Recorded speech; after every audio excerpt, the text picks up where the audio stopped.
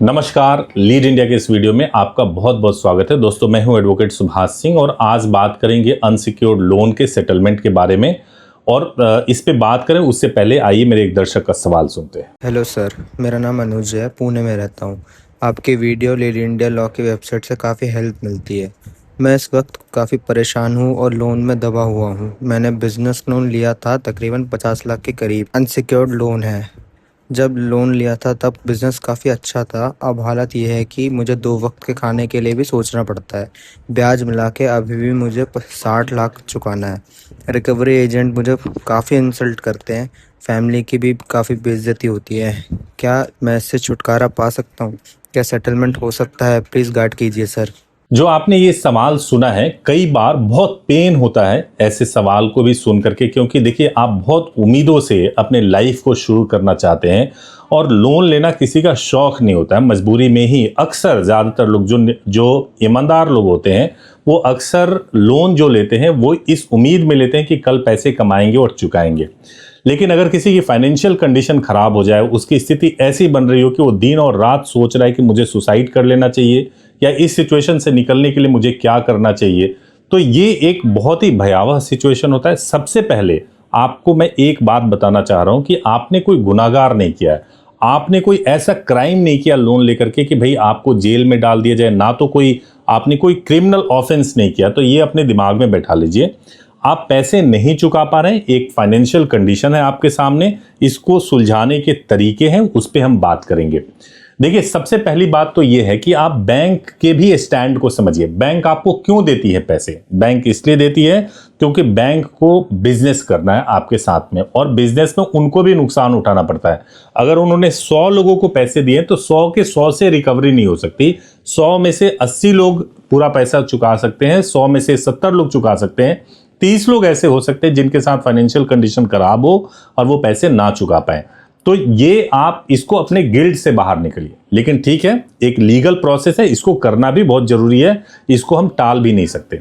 अब सबसे पहला डर क्या है आपके मन में, वो ये है कि रिकवरी एजेंट मेरे घर पे आएंगे, उन रिकवरी एजेंट्स को मैं कैसे डील करूं।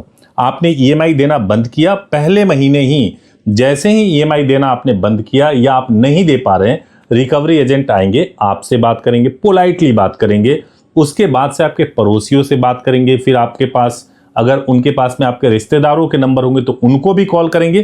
कोशिश ये रहती है कि इतना मेंटल स्ट्रेस आपके ऊपर क्रिएट कर दिया जाए ताकि आप ये फील करने लगे कि भाई इससे बेहतर है कि उनका लोन चुका दिया जाए, चाहे आपको खुद को ही बेचना क्यों ना पड़े।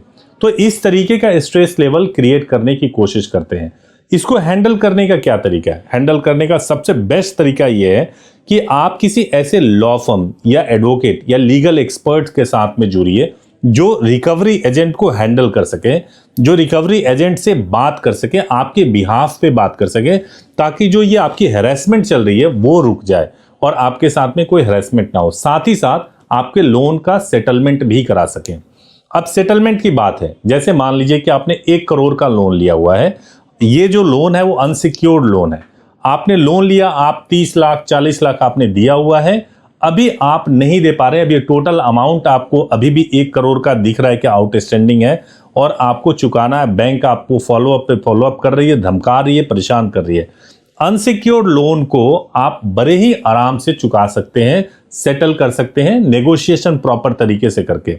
मैं एग्जाम्पल के तौर पे एक छोटा सा एग्जाम्पल ले रहा हूं। जैसे मान लीजिए किसी व्यक्ति का जो आउटस्टैंडिंग अमाउंट है वो 10 लाख है। अब 10 लाख का आउटस्टैंडिंग अमाउंट है, यानी कि 10 लाख रुपए आपको बैंक को देने ही देने हैं। अगर आप किसी सही एक्सपर्ट्स के साथ में बात करेंगे तो वो ये भी कर सकते हैं कि ये सेटलमेंट केवल 1.5 लाख में करवा दे। ये सेटलमेंट केवल मतलब मैक्स टू मैक्स 3 लाख के अंदर ये सेटलमेंट करवा दें और आप 7 लाख पैसे आपके बच जाएंगे। बस ये है कि ये 1.5 लाख या 3 लाख आपको एक बार देना होगा और आपकी सेटलमेंट हो सकती है। अब एक और सवाल आता है कि चलो जी आप सेटलमेंट करवा दोगे, टाइम इसमें 6 महीने से 8 महीने तक लग जाएगा, इट्स ओके, सब कुछ ये मैनेज कर लेंगे, लेकिन क्या इसके बाद से मेरा सिविल स्कोर खराब हो जाएगा? क्या इसके बाद से मुझे फिर कभी लोन मिलेगा या नहीं मिलेगा? उसका भी जवाब है। अगर आप ऐसा सोच रहे हैं कि आपको दिक्कत होगी, देखिए सिविल स्कोर खराब जरूर होता है, डेफिनेटली खराब होता है, लेकिन 1 साल 1.5 साल के बाद से वो ठीक भी हो जाता है। जैसे क्या किया, जब सिविल स्कोर खराब होता है, आपने फिर दोबारा कोई छोटा सा लोन लिया, उसको आपने पूरा रीपे कर दिया, रीपे करने के बाद से आपका स्कोर बेटर होता है। तो डिपेंड करता है कि आप किस सिचुएशन में हो, आपका कंडक्ट क्या है। हाँ, एक बहुत जरूरी बात है, ये नोट करने वाली बात है कि आपका इंटेंट नहीं होना चाहिए। आप रिपीटेड अगर इसी तरह की चीजें कर रहे हो तो आपके साथ में दिक्कत हो सकती है। मैं ये सलाह दूंगा कि अगर आप इस तरह के सिचुएशन से गुजर रहे हैं तो आप हमारे हेल्पलाइन नंबर पे कॉल कीजिए 8800 पर, और कॉल करके बोलिए कि मुझे जो लोन के एक्सपर्ट रिप्रेजेंटेटिव हैं उनसे बात करनी है।